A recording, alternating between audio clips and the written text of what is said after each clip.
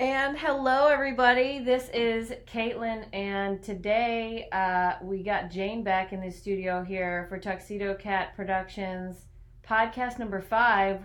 We are really keeping up with this routine. Every Friday, we're in here doing a little chit chat, a stream of consciousness processing of the week. Jane, pleasure to have you as always. You're an excellent person to have a discussion with. You have lots of things to say. And today I think we're going to talk about change and what just the word change and where we go from there and what in our stream of consciousness is. So I'll go ahead and say hi to the people, let them know you're here. Hello, everybody. How are you doing? And so change, basically, this whole podcast, we like to get together and chit chat about stuff, and change came up as well as confidence and creativity. And I had a fantastic week, so I have nothing to really a goal to process other than to talk about positive change. Yeah. So I launched my business, TuxedoKat.Productions, which is a creativity training center focused on using painting as examples to kind of tap into your confidence about what you create. And so I had the privilege of having my first class with Jane. Jane was there. It was so awesome. And it was so much fun. It was really, to me, I do it.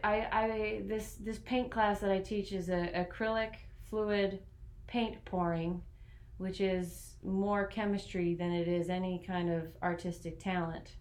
Allows people to understand how to make a mixture with the paints and then pouring all the colors together in such a way that makes all kinds of fun designs. And Jane was there.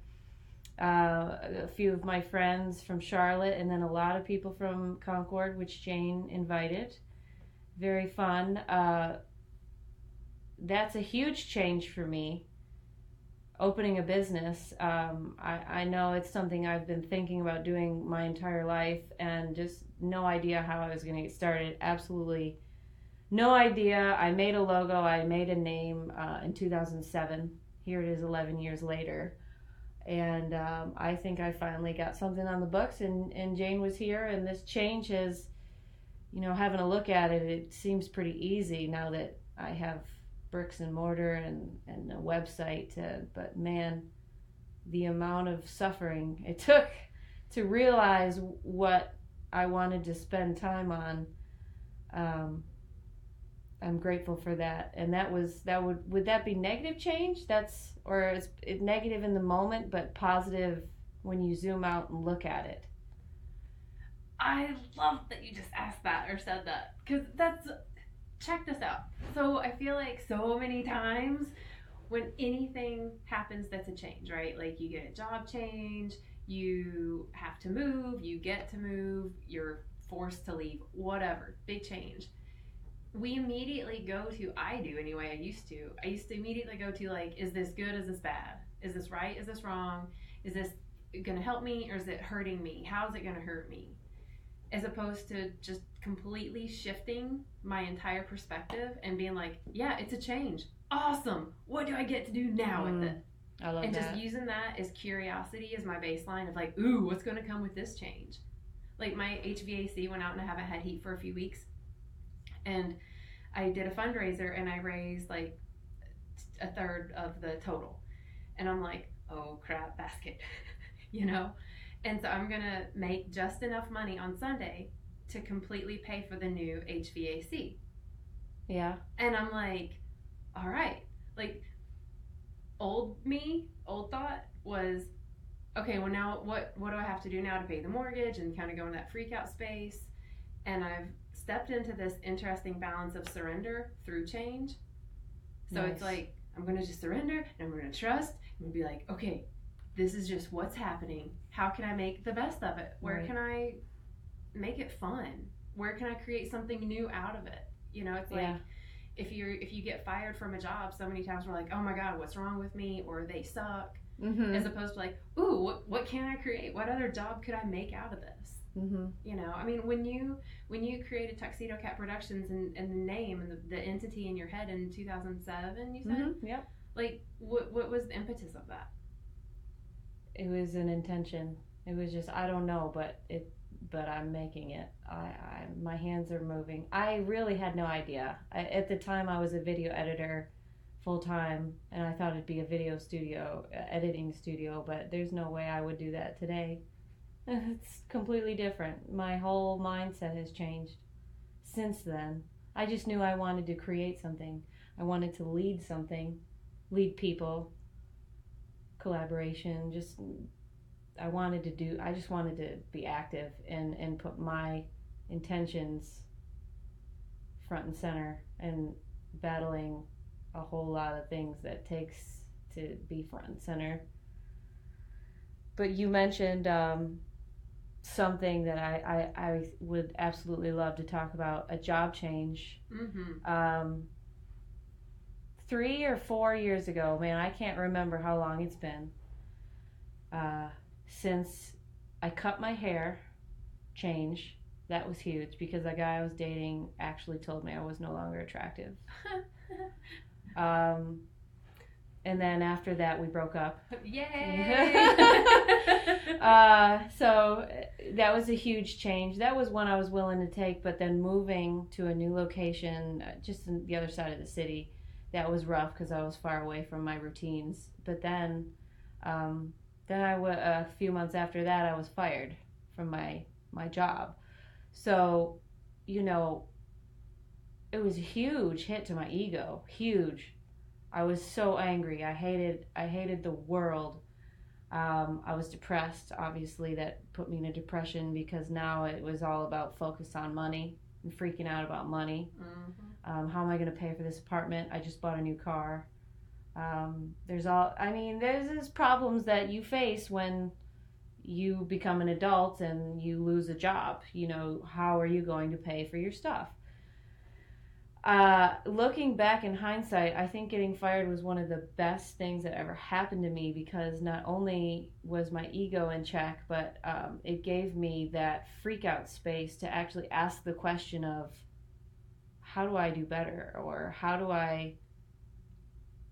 or not ask the question, but be more aware of I have the opportunity to start again. Totally right. And I can choose how I want to rebuild this. I can choose the job that I want to get into. And I mean, it was a struggle for sure. It took me a while before I got a job, but I eventually got a job, which I'm currently contracted still at and crushing, and learned so much more in this new job than I ever did at that old job that I thought it was my answer. I'm going to be here forever. I'm going to change the world. This is my position. I finally made it. It turns out it wasn't. You know how you said how when you were let go, when you were fired, how you kind of changed it to like, okay, well, what do I get to do? It wasn't immediate. Yeah, no, it took some suffering before I was sick of suffering to stop suffering. Yeah. Well, and I think too, it's like, excuse me. I just realized that I had to clear my throat and there was a microphone in front of me. Welcome to podcasting life. These are the things in the world that are fun. I probably don't remember what I was going to say now. Damn. Remember that one time that happened? It happens to me all the time. Yeah. I have no idea. Well, I was talking about my job and being let go, and how I at first. Yeah. Okay, thank you. So I feel like as humans have been conditioned to only know the framework that we've been taught. So when that whole framework, like a job, gets crumbled around us and we're like left in that like I have no nest around me. It's like we really get to tap into this whole creative freedom that I think has not been taught to us at all. But you got to see it. Right. Because like you said, we're not taught it, so we are not told it's there, so we have to see it. In what, our imagination? I mean, really. I mean, I like to think of the example of when I was watching a documentary. It's What the Bleep Do We Know, and they're explaining about conscious awareness. And there is a medicine man back in Americas before Columbus had discovered America. When Columbus had arrived on the shores of the Americas, the Indians couldn't see the ships because they had never seen ships before, so their awareness couldn't see it until the medicine man said, "Boop, those are ships," and now they can see it. I mean, take that how you will. I believe there is definitely some truth to that perception. If you're in a rut and you are suffering, I mean, the best way that for me, the best way to combat that suffering is to, how can I turn this upside down and make it fun? Mm-hmm. How can I enjoy this while it's happening? Because if it's going to happen, I might as well be making a positive out of it. And there, it's just the twisting of how you see it when you see it.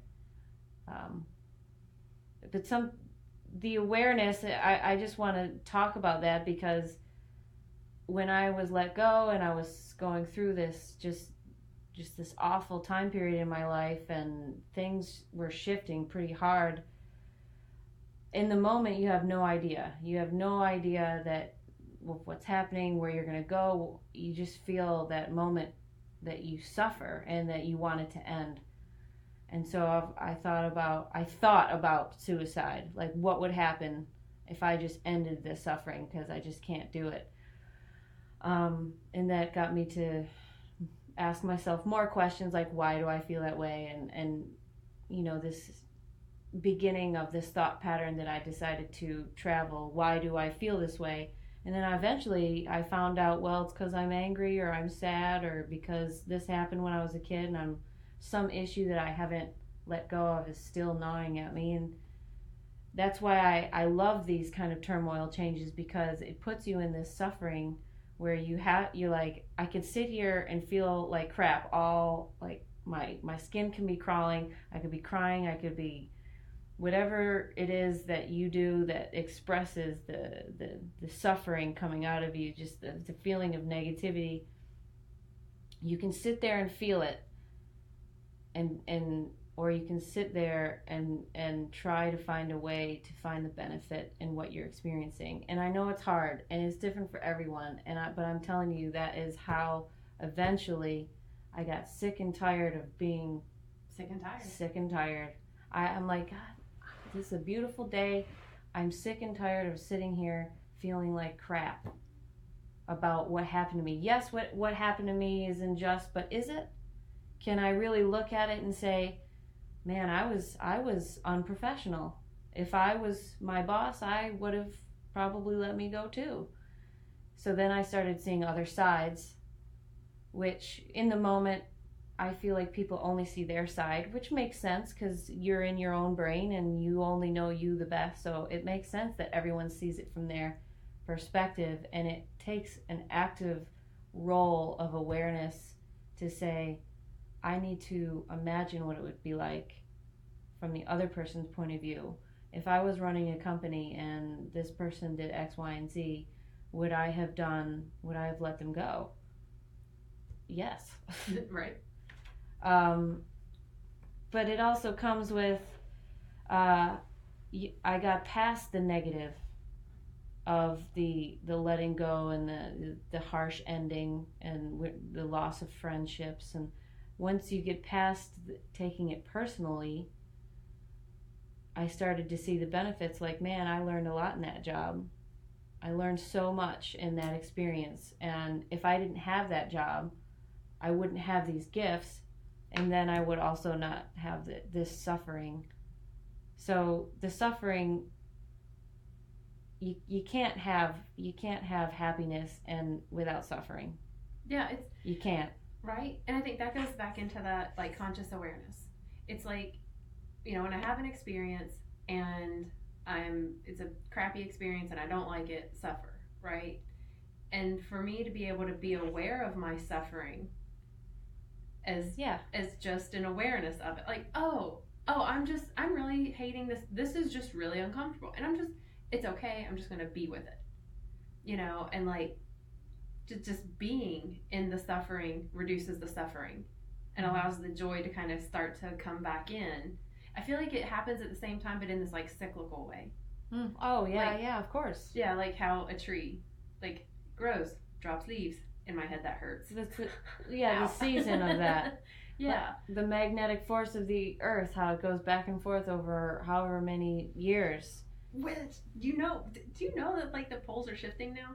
Like big? I heard it. I heard something, but man, I don't know. So what am I gonna do? Well, absolutely. Well, I think it goes with change. Like, okay, so I study geology and earth science as well, and nerd out with like all things like that. Mm-hmm. And so the poles are moving. So they're. I know they're. Yeah, I heard of that. And they've been moving forever. They're just moving way faster now. Yeah. And they're saying that oh, global warming. Well, technically we're at global warming because we're at the end of an ice age. Like we have been in an ice age. Wow. Yeah. So we are. I did not know that. Right. So yeah, it's been this thing. It's like ice age, warm, ice age, warm. So now we're like past the peak of the ice age, and we are getting to the warm. And so couple that with the pole shifting, we as a collective human species are getting ready to all embark on change. Globally, yeah. Yeah. Like every human is going to witness each other in a space of change, which means that some people are going to be like, oh my God, freak out, suffer. Of course. And then there are going to be some that are going to be like, I'm confused, I don't know what to do, tell me what to do. There are going to be some that look to others as like, this is your fault because you let the globe warm up. And some are going to blame, why couldn't you protect us? And then there are going to be the others who are going to say, yeah, things are changing. What do we get to do now? Yeah. Like how do we create this next community? How do we evolve buildings or communities and art and all these other new things for human evolution as everything changes. And I think that having the conscious awareness of what our thoughts are, like, oh yeah, wait, I'm just feeling suffering. Why am I suffering? Oh, it's because I can't. Oh yeah, it's because I'm not choosing to look at what I'm getting out of this. Okay, and then click yourself out of that really quick. Because as these shifts are moving faster, that means that all things are moving faster. So to be able to change our thoughts rapidly will be a major service to like human physiological and like mental emotional evolution. Yeah. I've kind of been doing that myself lately. I've noticed my whole life I've had a mood swing shift all the time, very much up and down, black and white. But lately, the big triggers that have once debilitated me for months, depression, months, I can now get over in a week or a day. Yeah, it's amazing how we are evolutionarily growing in our own life. Like we've been, if you look at like the history, it's like human evolution. It's like, oh, you had the caveman for like a bajillion years, and then this type of being or whatever. Right. And it's like we actually are going to and are living through evolution. Well, non-stop, every day. Exactly. Right. And so there's so many analogies that I want to pull out of change, coming from your idea of, I wanted to like black and white, male and female, the two ends of the spectrum, because I truly believe through my own experience that everything is a cycle. Everything goes in a circle. It repeats. You go through the black to get to the white, and when you're done with the white, what's next is black. I don't think there's any other option. There's binary, right? You got on, off, 0, 1, male, female, black, white, yin, yang. There's all these things that have been taught in many cultures and many languages, but it's always the left and the right. It's always the balance of two things. And if I take this awareness that, like, for all those things I just said, and I apply it to change, as change being an X factor or something that happens to make me, to throw a wrench in my plans. This is not what I had planned. This is a change that is happening to me. The up and the down and the binary part of the balance tells me that this is a change.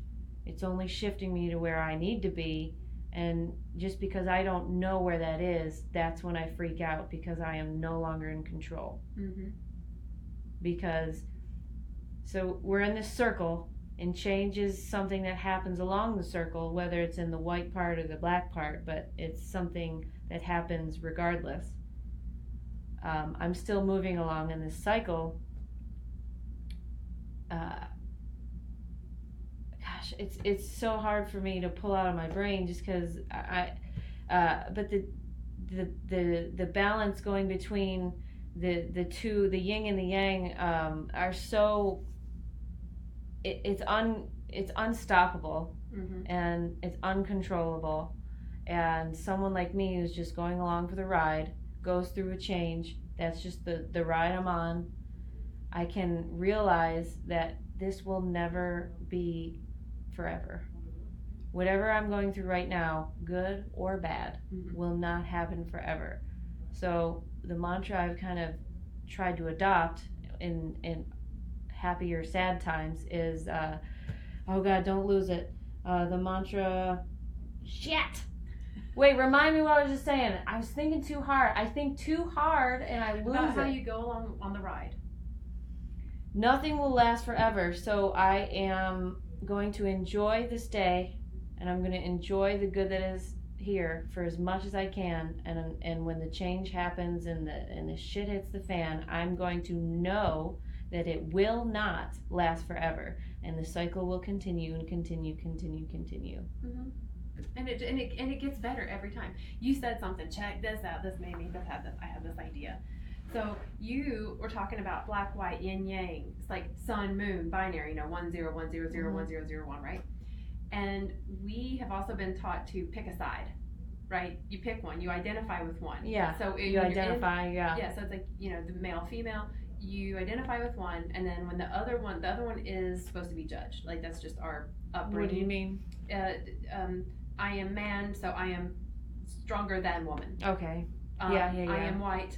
I am light, and black is cold. I don't know, like whatever. I don't know. Sure. So like picking a value, giving it a value, which gives one a better or not as good as judgment vibe, right? So when you were talking about code, the ones and zeros, the way I have shifted my entire perspective to include the entire spectrum while still embracing the black and white. So we have, to me, I see black as the absence of all color. I see white as the presence of all color. Like the whole rainbow, put it together, you get a white light bulb. And then you have all the colors in between. And the value of each of them are so important, like the binary code. So you have ones and zeros. The ones and zeros would never exist if you didn't have the space between. Like the boundaries that say that this one is a one, and this boundary that says this zero is a zero, without the boundaries of the line around it, the space it's on, it would not exist. It's like painting on a canvas. Mm-hmm. You can paint all day. If you don't have a canvas, it does not exist. The white light, the spectrum in between, it wouldn't have a platform without the black to be from. So the good and the bad. The good would not exist if there was no bad. Exactly. And they're all of equal value.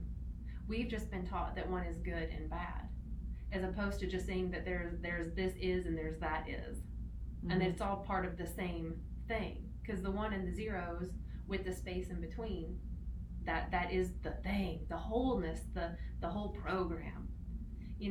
The thing the canvas sits on would be the black, the canvas being the white, the paint, the beautiful new creation on top.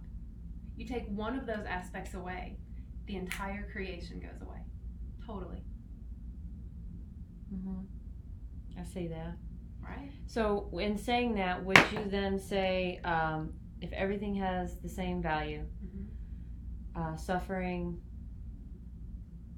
is good or neutral? So either way. If suffering is neutral, that means happiness is neutral. Mm-hmm. If happiness is good, that means sadness is good. Mm-hmm. So tell me why.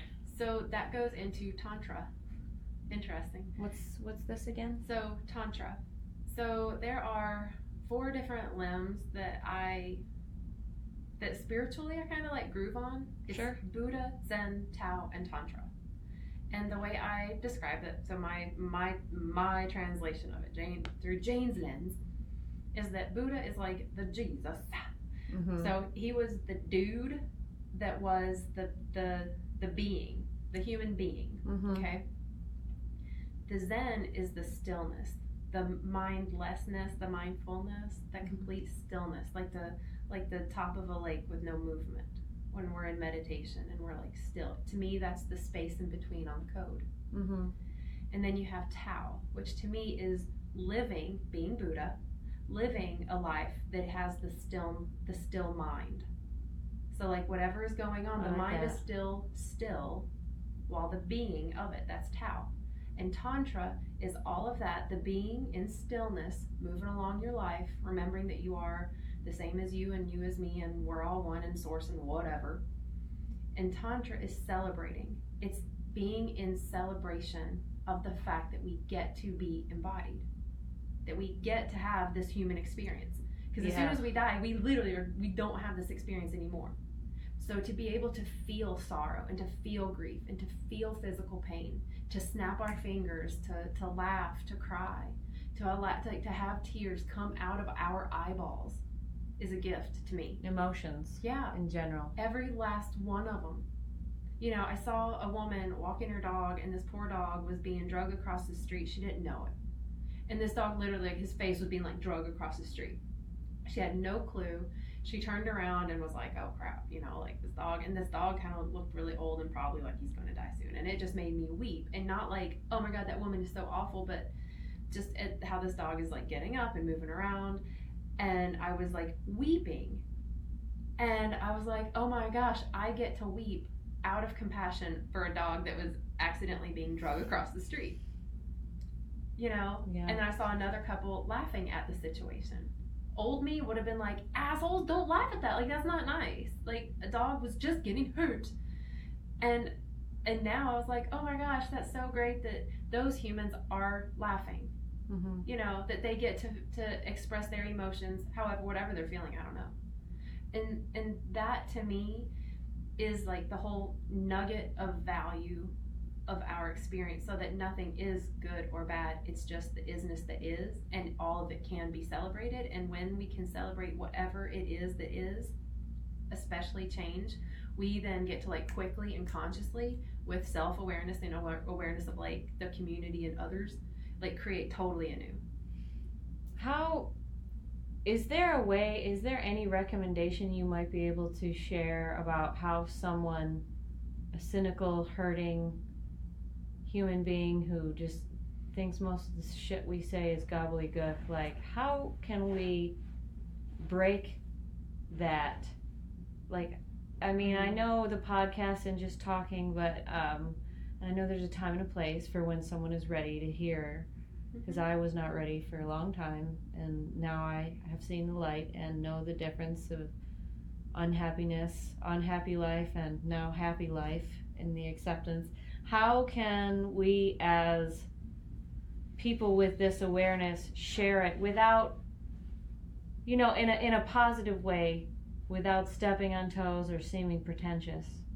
Because I feel like it might seem a little pretentious to some folks, right? And it's not that. That's not the intention, but that's what they see. Mm-hmm.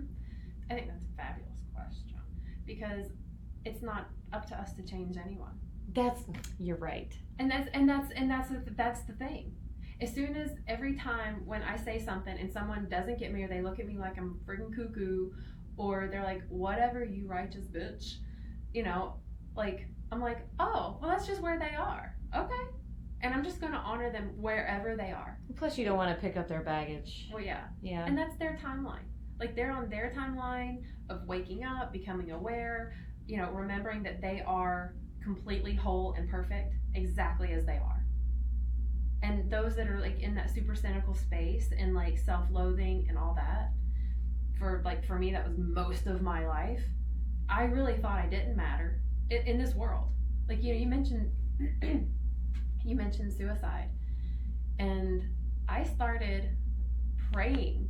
The first time I remember like praying for myself was when I was 9, and I would pray to God to like kill me. Like, please God, do not let me wake horrible. up.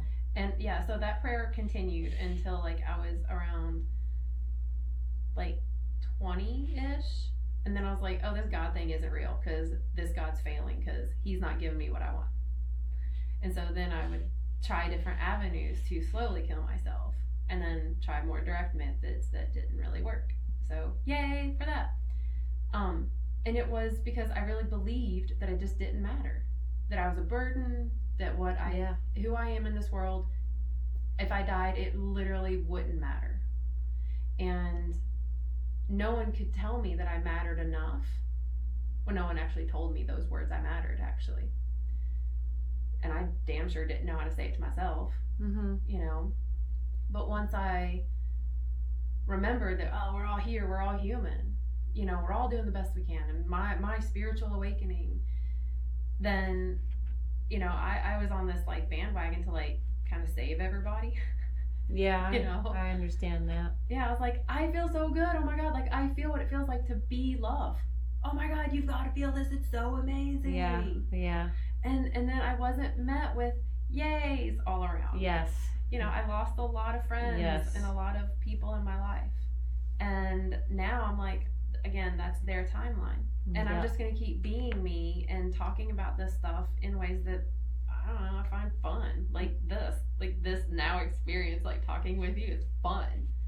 And people that maybe are cynical, maybe they'll catch this. And they're like, I don't even agree with what those girls are saying, but I don't know, they're giggling, they're having a good time, and let me just listen. Sure. And that's how the cynicism and the self-loathing and all of those things start to dissipate, because we're reaching critical mass. I mean, more and more people are like, quote, waking up, Well, man, what would that look like if a lot of people were on the same level? I mean, I don't know if that's the answer, if everyone, quote unquote, wakes up. I just know that being happy when you wake up and being satisfied with your life is really what my goal is in my life, and sharing it is kind of how I process my life. So it's kind of a benefit that I've been able to share it and not have it drain me in sharing, well, to the level I've been doing it at. I wanted to switch a little bit. There's so much I can go in of what you talked about, but my friend, today we went out to lunch for my work. We all went out to lunch, and I hang out with roughly, everyone's in their 40s, maybe 50s, so they're a little bit older than me, and people that I would generally hang out with. But we're really close, these work friends and I. So we went out, we had lunch, and one of the work friends, a woman, a project manager, forgot her phone at the office and started to instantly freak out about it. And I wanted so bad to help her. Like, what can you do in this 1 hour, to get your phone back? Or, I mean, is worrying about it not? She was constantly talking about it. She was obviously thinking about it. She didn't say she was expecting a call or anything. It's just the phone was not on her, just in case something happened. And okay, I get that, but you're at lunch, it's a Friday, you're with your friends. How can you would it be possible for anyone to just sit there and choose, It sucks my phone's not here right now. I choose not to be worried about it because that's equal to sitting here and having a good time, and I want to feel good. And but obviously, I mean, I can't say that to her. She's thinking about her phone, and she's probably like, "Oh, shut up! Don't bust my bubble, cat." Like, I'm angry about my phone, and I know she doesn't get what I'm talking about, and so I stop. I stop, quote unquote, preaching because I guess that is her timeline, and there's nothing I can do. But man, I just look at her and I say, if only you had the ability to accept that you didn't have your phone and forget it. Mm-hmm. Stop with that huge brain thinking. Just all you're doing is thinking about something you can't control, and you're freaking out because you can't control it. Mm-hmm. Just the serenity that I have adopted, and by looking at her and noticing she's going through it, and knowing what I would do if I was her, and how it would help me get through that situation of just pure acceptance. Whatever happens with, because I don't have my phone, it's out of my control. And then, I mean, dealing with the consequences, that's a gift you have when you deal with a whole lot of consequences. When you deal with a whole lot of shit, you get good at dealing with shit. You get good at accepting, and because you know whatever comes your way, you can handle. Right. And you're saying, so we have also been taught to look at things as lack. So as soon as we lose a job, oh no, now I don't have a job, freak out. Focus on the thing you don't have, which is like proving a negative. It's damn near impossible. So she didn't have her phone, so she was focusing on the lack of a phone. So when people are in that position where they are focusing on the lack of I'll say lack of phone's not here. It's really challenging to soothe someone about the phone not being there because they're still focusing on the lack of it. No matter how many times we say, it's okay, like, you're here, it's cool, you'll have the phone in an hour, because then they're still focusing on the phone, which isn't there. So what I have found that works for me is to point out what is there instead, completely diverting attention away from the phone, and maybe saying something like, you know what, hate to break it to you, but I'm really happy that you don't have your phone, because now I actually get more time with you. I get and make it personal. I get to hang with you now. I actually get more time with you, being here, being present, eating this yummy food, being in community, and just shooting the shit for an hour on a Friday on this beautiful day. Isn't it a beautiful day? And completely diverting attention. One of my friends slash ex-lover had a mom, and she had glioblastoma. And have you heard of that? No. It's crazy, yo. It's like a super duper aggressive brain tumor. Like, oh God. Those that no. When you get diagnosed with it, like, you're gonna die. And it's like 3 months. I think the longest person that lived with it was like 3 years. Like, it's crazy bonkers. That's the diagnosis. So I met her in the last 9 months or so of her life here on Earth, and she cognitively would have like in and out moments. Sometimes she would just like stare off at nothing, and sometimes she would look at me square in the face and go, "Oh my God, I'm so happy you're here." And every single time I was with her, I would always bring her to something present and lovely. So others would come in and they'd be like, "Oh, Wanda, how are you feeling? Like, are you feeling okay?" Sure. And bringing attention to the lack of health for her. When I would go in with her, anytime, I would say, like, "Did you see the flowers outside?" And she'd be like, "No, let's go outside and go look at them." And we would go sit on her back porch for hours and look at the clouds, feel the sunshine, talk about the sunshine, smell the trees, talk about music, put music on, and just become really present in appreciation. And I mean, it was super impactful and profound for me. And it eased her transition through a difficult change. Mm-hmm. So that she could always feel what she had, not what was losing her every day. Oh, I like that. The support system in general is I think extremely important for anyone who is experiencing a change that is putting them through a lot of negative emotions, maybe moving the foundation around and there's a lot of sadness, like just negativity in your body. Just the support system alone. Well, and you just said, it doesn't even have to be a big change. I mean, shit, you said when you cut your hair off. Who cares, right? You cut your hair and that shouldn't have been a big deal. And Yeah, yet, right. And yet, the reaction made that one little change huge. Huge. You lose 5 pounds, and some people are like, oh my God, you look great. It's like, oh wait, I looked bad before. You gain 5 pounds, and people are like, oh, do you need to go walk around the block? Like it can even be like these little changes. Go ahead, sorry to interrupt you. No. System. The support system, I think, like, so I had a group of friends that I just really, really loved. But come to find out, the love was not reciprocated in the way that was necessary for me to be supported. And so when I saw that in my own way, I decided, okay, I think I need to shift my support structure because it's pretty shitty. There is nobody catching me right now, and it sucks. So you're really experiencing this change alone, and then as soon as I met this new group of people, man, they support me in a way I have never been supported, and to have that support, I feel like I am unstoppable.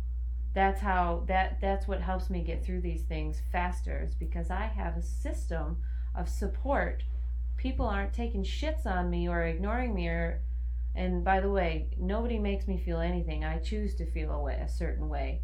But there are people that when you give and that don't give back, or that don't motivate you to give to them, because man, I want to give to my friends these days. What can I do for you? Because that is that's my timeline. I'm ready to help you because I'm in that position. Because when I'm in a shitty place and I need help, you are going to be there for me. And that is the collaboration of community that is behind my MO of everything, is getting those people together for that support. And it doesn't have to be like a significant other.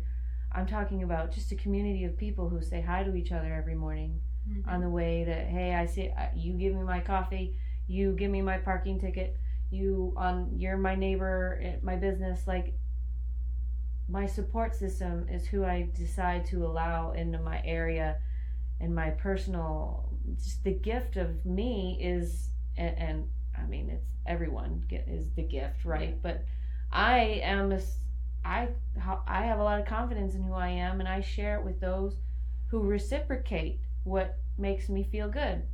You said something. Okay, so you were talking about, we've been talking about change, and you said something that I just want to like bring to light or shed light on. You talked about when you got fired. That was a shit change. And it's like, okay, and there was a lot of suffering and you grew through it and all this other great stuff. And then you talked about your friendships and you were like, this isn't serving me. This isn't what I need. Close the door. Whole bunch of other doors opened, and you received all this other stuff.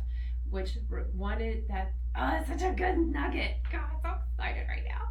Because it's like, I really am. Because when we choose the change, that's the difference. And that to me is a whole other paradigm. To get the guts, and the heart, and the courage to be like, I'm making this change. That's tough. It's right? Very tough. Yeah. When I, because you were talking about all these changes that like kind of dropped in your lap. Yes. Kind of knocked the pulled the rug out from under, and you were like, oh crap, basket. Yes. I've been the opposite. I've been the one that will stay in something longer than I probably should. I've done that too, right? Yes. And then I will make the big changes. Like I'm like I left the marriage. I quit the job.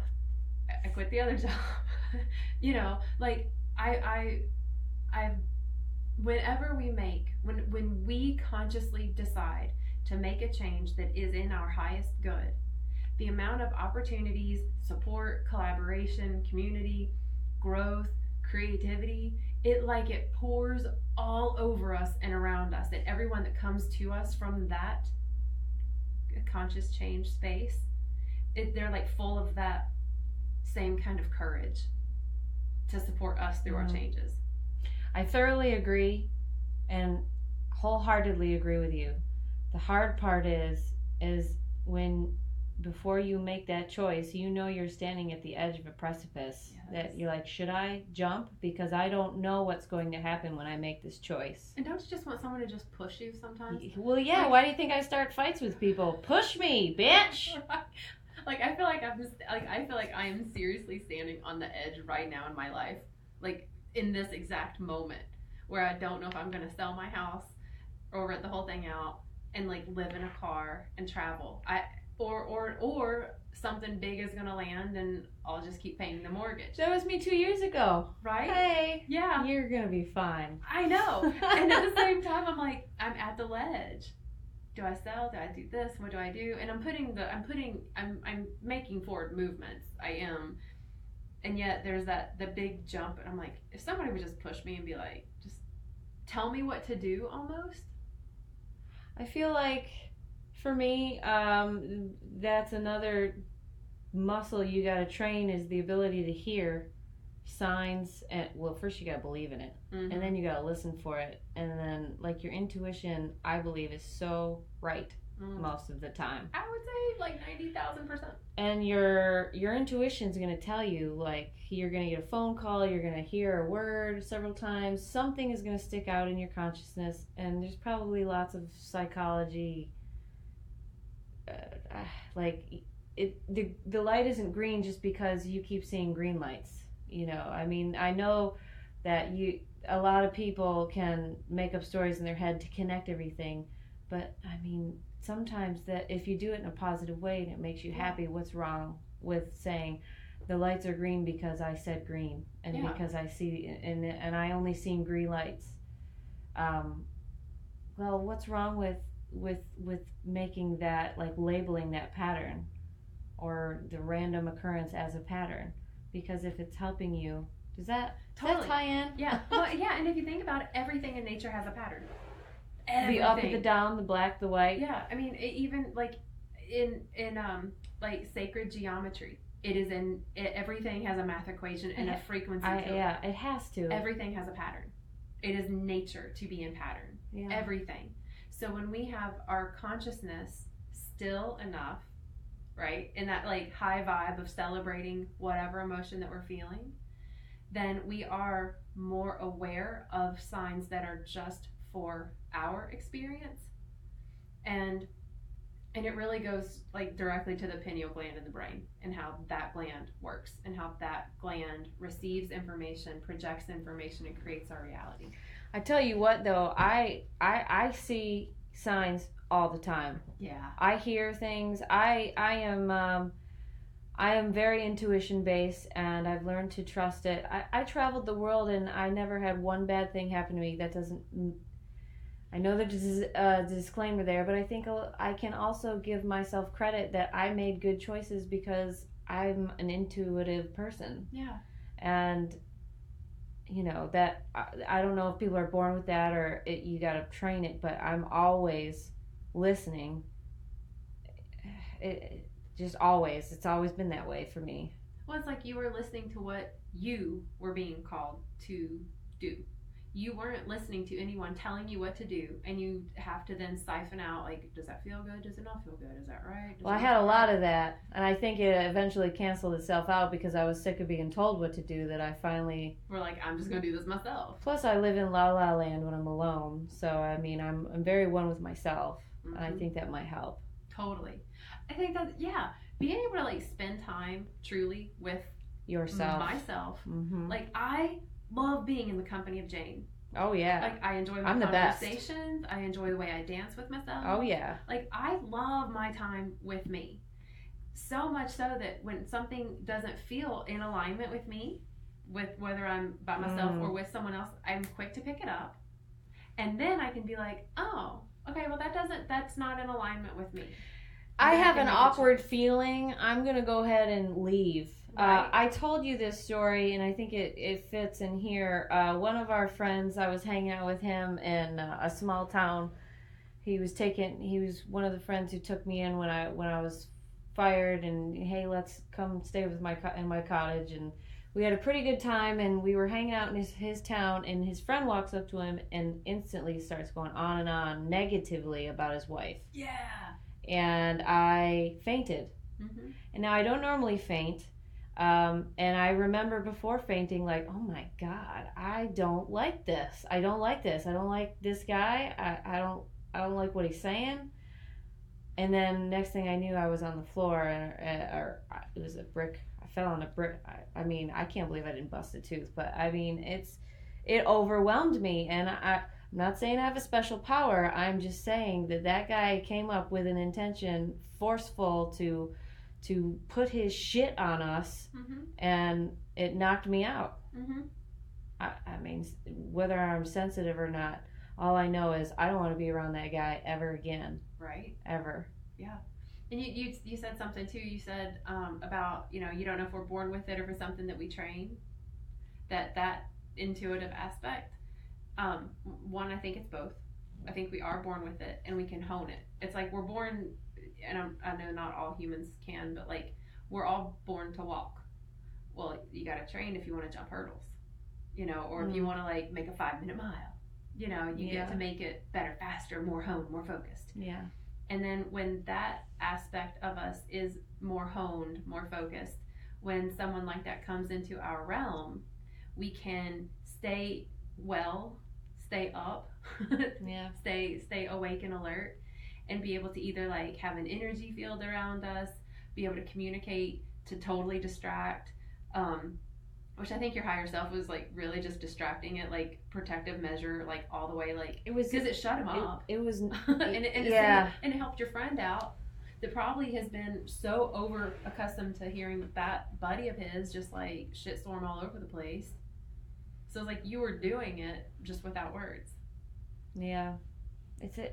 I'm telling you, it was kind of like an out of body experience when I figured out, when I came to, and oh my God, I did faint.